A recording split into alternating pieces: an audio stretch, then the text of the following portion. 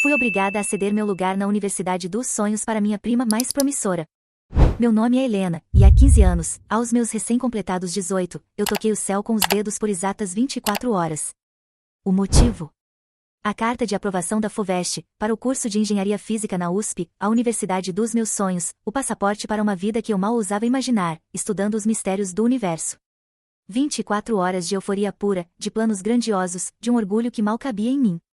E então, meu mundo desabou, implodido pela ambição desmedida dos meus tios e pela fraqueza dos meus próprios pais. Eu venho de uma família simples do interior de São Paulo. Meu pai, Mauro, é motorista de ônibus, minha mãe, Sônia, costureira. Nunca tivemos luxo, mas também nunca nos faltou o essencial, principalmente amor e incentivo aos estudos, ou pelo menos, era o que eu pensava. Desde pequena, devorava livros de ciências, passava horas olhando para o céu estrelado, sonhando com buracos negros e a expansão do universo. Entrar na USP não era só um desejo, era uma obsessão, a prova de que, mesmo vindo de onde vim, eu poderia alcançar as estrelas. A notícia da minha aprovação, claro, se espalhou como fogo na palha pela família. Houve telefonemas, abraços, alguns mais sinceros que outros, e o bolo de fubá que minha mãe fez para comemorar. No meio da alegria contida, porém, havia uma nuvem de tensão que eu, na minha inocência, não percebi de imediato. Minha prima Letícia, filha do meu tio Carlos, irmão mais velho e mais bem-sucedido do meu pai, e da minha tia Marlene, também havia prestado FUVEST. Para o mesmo curso. E não havia passado. Ficou na lista de espera, a uma distância considerável da minha pontuação. Letícia sempre foi a princesa da família. Bonita, extrovertida, com uma confiança que beirava a arrogância, ela era, aos olhos dos pais e de boa parte da família, a mais promissora. Tradução: a que tinha mais jeito para se dar bem na vida, para fazer um bom casamento, para elevar o nome da família. Meus tios investiam pesado nela, os melhores colégios particulares, cursos de línguas, intercâmbios. Enquanto eu ralava em escola pública e em cursinhos populares, Letícia tinha tudo do bom e do melhor. E, ainda assim, não conseguiu a vaga. A primeira indireta veio no domingo seguinte, no tradicional almoço na casa da minha avó. Que maravilha sua aprovação, Helena, querida, disse tia Marlene, com aquele sorriso que não alcançava os olhos. Mas fico com o coração partido pela minha Letícia. Ela se esforçou tanto, coitadinha. Está arrasada, não quer sair do quarto. Tio Carlos, sempre mais direto, complementou, é uma pena, uma vaga tão disputada, e a Letícia com tanto potencial. Às vezes, o destino prega peças na gente, né? Quem a gente acha que tem menos chance, acaba surpreendendo. O quem a gente acha que tem menos chance era claramente para mim. Engoli em seco, mas sorri. A Letícia é muito inteligente, tio. Tenho certeza que ela passa no ano que vem, ou em outra faculdade. Mas a USP é a USP, né, Helena, ele rebateu. Um diploma de lá abre portas que nenhuma outra universidade abre. Especialmente para alguém com o brilho da Letícia. A pressão começou sutil, mas foi crescendo como uma bola de neve. Ligavam para minha mãe, falando sobre a depressão da Letícia, sobre como seria um desperdício se ela não entrasse numa universidade de ponta. Começaram a sugerir que talvez eu pudesse pensar com carinho sobre o assunto. Que talvez meu sonho não fosse tão grande assim. Que existiam outras faculdades boas, mais perto de casa. Que eu, com meu jeitinho mais simples, me adaptaria melhor a um ambiente menos competitivo. Cada palavra era uma facada na minha autoestima, no meu sonho conquistado com tanto suor. Meus pais, a princípio, tentaram me defender. Meu pai, com seu jeito calado, dizia que eu merecia a vaga, que tinha estudado para isso. Minha mãe argumentava que era meu direito. Mas tio Carlos e tia Marlene eram implacáveis. Eles tinham uma certa influência sobre meus pais, meu tio havia ajudado meu pai a conseguir um emprego de motorista anos atrás, um favor que ele nunca deixava ninguém esquecer. E eles sabiam jogar baixo. A reunião de família aconteceu numa noite de terça-feira. Fui convocada à casa dos meus tios sob o pretexto de um jantar para comemorar as coisas boas. Chegando lá, encontrei o tribunal montado. Meus pais, cabisbaixos. Meus tios, com expressões sérias, quase fúnebres. E Letícia, no canto da sala, com um ar de vítima sofredora que ela sabia encenar tão bem. Tio Carlos começou o discurso, com a voz embargada de uma falsa emoção. Falou sobre a importância da família, sobre como, em momentos difíceis, precisávamos nos apoiar, fazer sacrifícios pelo bem maior. Falou sobre o futuro brilhante que esperava Letícia, se ela apenas tivesse a oportunidade certa. Falou sobre como um diploma da USP nas mãos dela seria um divisor de águas para todos nós, abrindo portas, criando conexões. Helena, minha querida sobrinha, ele disse, finalmente chegando ao ponto, os olhos fixos nos meus. Nós sabemos o quanto você é uma menina boa, esforçada. Mas precisamos ser realistas. A Letícia tem um brilho diferente. Uma desenvoltura, uma capacidade de liderança que, sejamos honestos, você não possui no mesmo grau. Ela nasceu para voar alto. Tia Marlene, em perfeita sincronia, começou a chorar. Minha filha está definhando, Helena. Essa vaga era a única esperança dela de se reerguer. Se ela não entrar na USP este ano, temo pelo futuro dela, pela saúde mental dela. Eu olhava para os meus pais, buscando socorro. Minha mãe olhava para o colo, as mãos entrelaçadas. Meu pai encarava o chão, os ombros curvados. Eles não iam me defender. Eu estava sozinha. O que vocês estão querendo dizer com isso? Perguntei, a voz já falhando, o bolo de fubá da comemoração da semana anterior querendo voltar. Querida, disse tia Marlene, enxugando lágrimas inexistentes. Pensamos que, como você é tão inteligente e compreensiva, talvez pudesse ceder sua vaga para a Letícia. Apenas este ano. Você tenta de novo no ano que vem. Para você, que é tão estudiosa, vai ser fácil passar de novo. Para a Letícia, esta é a chance da vida dela. Ceder minha vaga. Assim. Como se fosse um lugar na fila do pão. Como se meu sonho, meu esforço, minhas noites em claro, não valessem nada. Mas, como, gaguejei. Eu já fui aprovada. A matrícula é na semana que vem. Ah, isso a gente dá um jeito, disse tio Carlos, com um sorriso confiante. Se você simplesmente não fizer a matrícula, a vaga volta para a lista de espera.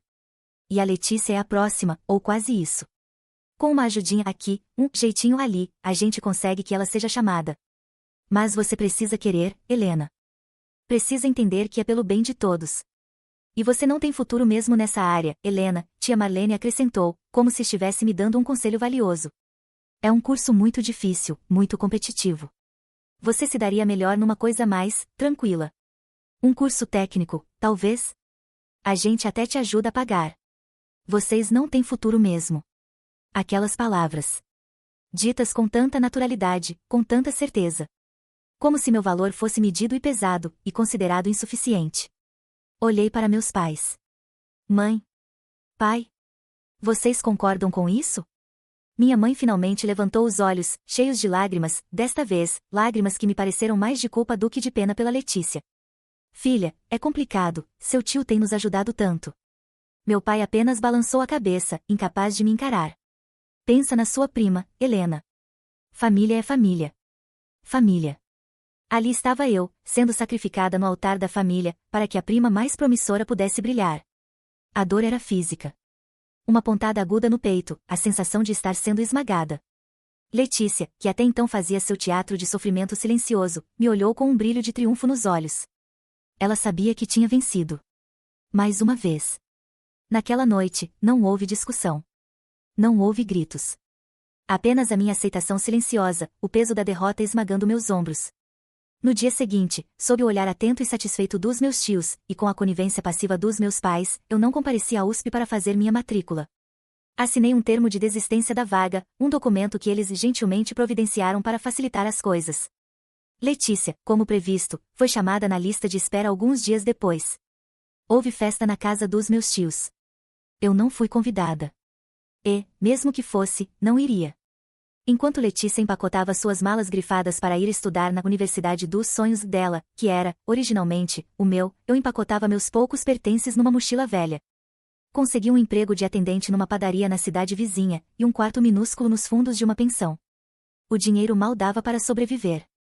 Mas, em meio à humilhação, à tristeza e à raiva, uma promessa se formava no meu coração, dura e fria como diamante.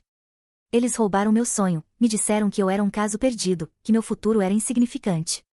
Mas cada pão que eu vendia, cada chão que eu limpava na madrugada para complementar a renda, cada noite em claro estudando sozinha com livros emprestados de bibliotecas públicas, só me lembrava da promessa que fiz a mim mesma, eu voltaria àquela universidade. Não como aluna, talvez. Mas eu voltaria.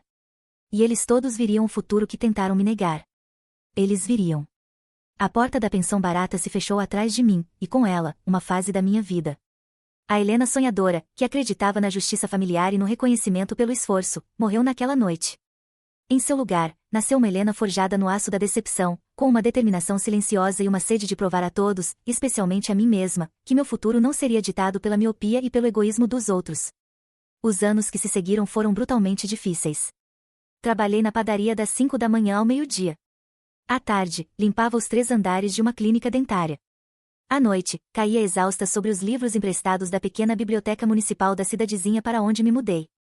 Prestei vestibular novamente, no ano seguinte, para uma universidade estadual menos concorrida, num curso que não era engenharia física, mas que tinha uma grade curricular que me permitiria, com muito esforço, migrar para minha área de paixão no futuro, matemática aplicada. Passei. E a rotina insana continuou, trabalho de dia, estudo à noite. Muitas vezes, meu jantar era o pão amanhecido que a dona da padaria me dava. Minhas roupas eram de segunda mão, meus sapatos, gastos. Enquanto Letícia, pelo que eu ouvia de relance em raras e protocolares ligações para minha mãe, que sempre terminavam com ela perguntando se eu já tinha arrumado um namorado rico ou se precisava de alguma ajuda para pagar um curso técnico melhorzinho, desfilava pelos corredores da USP, provavelmente reclamando das aulas difíceis e aproveitando as festas da atlética, eu estava calculando integrais triplas com o estômago roncando. Não houve contato com meus tios ou com Letícia durante todos esses anos. Eles haviam conseguido o que queriam, eu era uma página virada, a sobrinha sem futuro que tomou o rumo certo ao sumir. Meus pais? Ligavam esporadicamente. Minha mãe, com sua passividade crônica, perguntava se eu estava me cuidando. Meu pai, nas raras vezes que falava, era monossilábico. O abismo entre nós era profundo demais. Mas eu não desisti. Formei-me em matemática aplicada com louvor, a melhor aluna da turma. Consegui uma bolsa de mestrado, depois outra para o doutorado, ambas em instituições de renome, cada vez mais perto do meu sonho original. Minhas pesquisas sobre modelagem de sistemas complexos começaram a ganhar destaque. Publiquei artigos, participei de congressos internacionais, com a ajuda de custo das universidades, claro, porque dinheiro continuava sendo um artigo de luxo.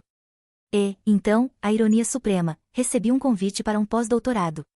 Na USP. No departamento de Física. Voltar àquele campus, não como a jovem sonhadora e humilhada de anos atrás, mas como uma pesquisadora respeitada, foi uma das sensações mais indescritíveis da minha vida. Era uma vitória silenciosa, mas retumbante. Dediquei-me de corpo e alma à pesquisa, à docência. Minha carreira acadêmica decolou.